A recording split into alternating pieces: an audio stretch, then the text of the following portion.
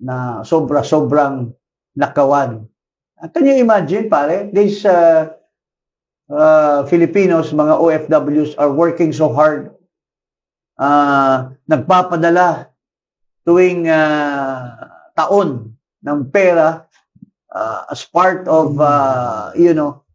their contribution to the economy, at maririnig lang nila sa social media na nilulustay ng mga government official, may mga kasabwat na mga kontraktor, at hindi pa natutuklasan, pero alam ng karamihan na isa lang ang mastermind, kundi yung nagpirma noong General Appropriations Act at pinakawalan ang 1.2 trillion pesos para lustayin lamang ng mga buhaya.